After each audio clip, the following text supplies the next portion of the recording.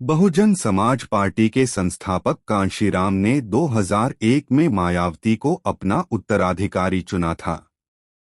उस समय तक मायावती ने अपनी योग्यता साबित कर दी थी। 2 बार वे उत्तर प्रदेश जैसे बड़े सूबे की मुख्यमंत्री रह चुकी थीं। पार्टी संगठन पर उनकी पकड़ मजबूत बन चुकी थी। बसपा कैडर आधारित पार्टी थी, तो हर किसी ने कांशीराम के फैसले को स्वीकार कर लिया था। 2023 में जब मायावती ने अपने भतीजे आकाश आनंद को अपना उत्तराधिकारी चुना तो उसकी एक ही योग्यता है कि वह मायावती के भाई आनंद कुमार का बेटा और मायावती का भतीजा है।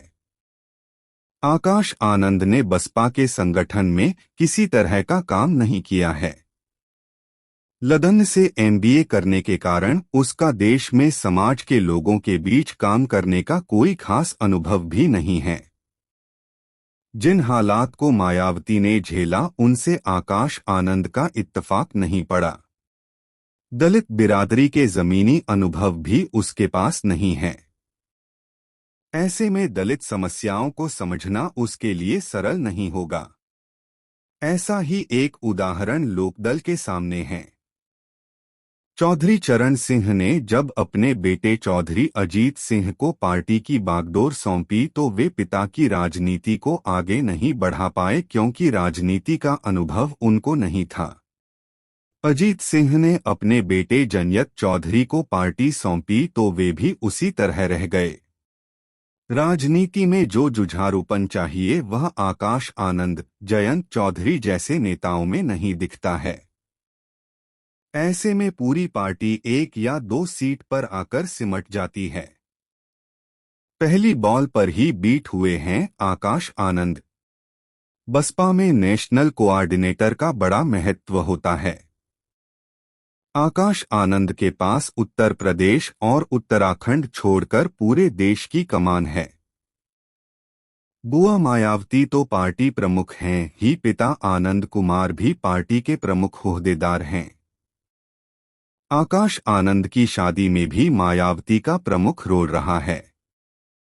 अपने बेटे की तरह उन्होंने आकाश की शादी में हिस्सा लिया था।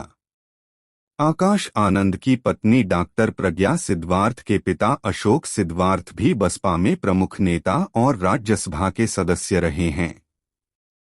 आकाश को घर परिवार का राजनीति करने में सहयोग मिले, इसके लिए बसपा परिवार से ही लड़की का चुनाव किया गया था।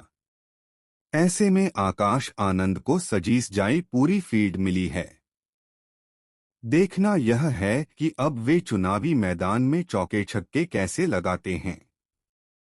मायावती कई साल पहले ही यह योजना बना चुकी थीं कि पार्टी की कमान वे आकाश आनंद को देंगी। इसकी तैयारी भी वे कर रही थीं। उनको सही समय का इंतजार था। 2019 के लोकसभा चुनाव से ही आकाश मायावती के साथ पार्टी मीटिंग में देखे जाते थे। मायावती के सबसे करीब दिखते थे। वे मायावती इशारा करके उनको बताती थीं कि मीटिंग में कहां बैठना है।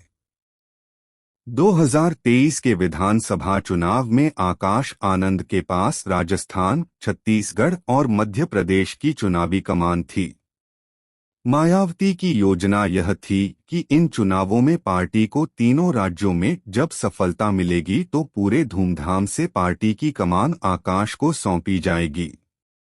बसपा ने राजस्थान में 2 सीटें जीती पर मध्य प्रदेश और छत्तीसगढ़ में पार्टी खाली हाथ रह गई। इस वजह से आकाश की पार्टी में लॉन्चिंग फीकी रह गई। पार्टियों में हो रहा नेतृत्व का अभाव। जिस समय मायावती को पार्टी की कमान दी गई थी उस समय बसपा में नेतृत्व संभालने वाले कई नेता थे।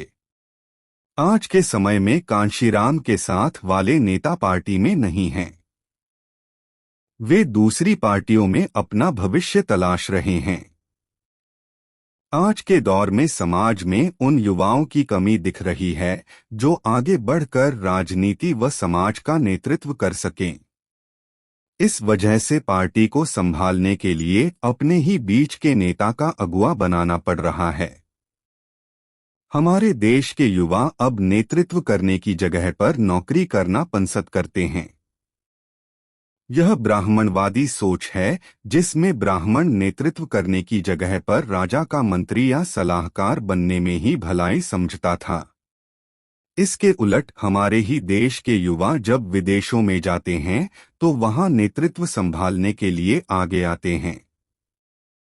भारतीय मूल के लोगों ने कई देशों की कमान संभाली है, जिनमें ब्रिटेन के प्रधानमंत्री ऋषि सुनक का नाम प्रमुखता से लिया जाता है।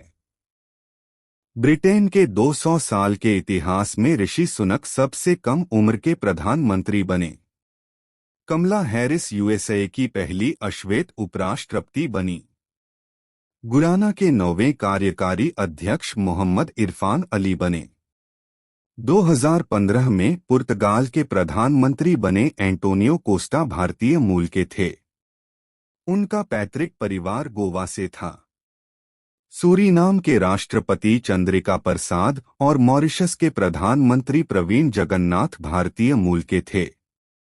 मॉरिशस के राष्ट्रपति प्रदीप सिंह रूपुन, सेशल्स के राष्ट्रपति वेबेल रामकलावन और सिंगापुर की पहली महिला राष्ट्रपति हलीमा याकूब भी भारतीय मूल की थीं।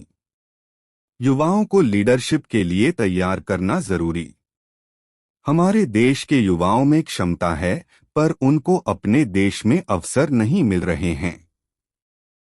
नेतृत्व संभालने की योग्यता वाले युवा अपना देश छोड़कर विदेश चले जा रहे हैं। दुनिया भर में भारत सबसे बड़ा देश है, जहां के युवा दूसरे देशों को अपनी सेवाएं दे रहे हैं। ऐसे में जरूरी है कि देश के युवाओं को लीडरशिप के लिए तैयार किया जाए। पहले यह काम छात्र संघों द्वारा होता था। अब हमारी राजनीति पर बूढ़े होते नेता हावी हैं। वे अपनी तरह के मनमाने फैसले लेते हैं, जिससे युवा लीडरशिप में आगे नहीं आ रहे हैं। इससे राजनीतिक दलों के पास नेताओं का अभाव होता जा रहा है।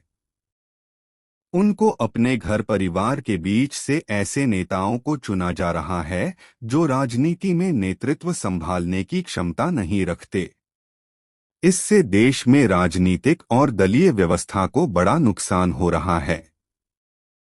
ऐसे में राजनीतिक क्षमतावान नेताओं के हाथों से निकलकर कारोबारी घरानों और अफसरों के हाथ में चली जा रही है, जिसका नुकसान देश की जनता को होगा, क्योंकि ये नेता अपनी नीतियां जनता के हित की जगह अपने हित में बनाएंगे।